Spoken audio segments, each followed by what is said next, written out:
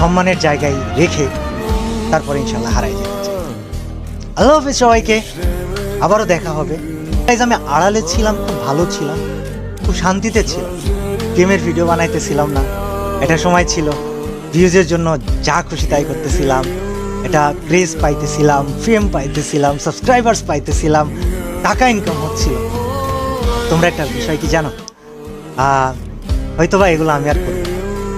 মানে কিছু পরিবর্তন, কিছু চেঞ্জ, কিছু জিনিস আছে, এগুলো না বলাই থাক। পরিকল্পনা আমি কাউকে বলবো, শুধু আল্লাহ জানে আর আমি জানি।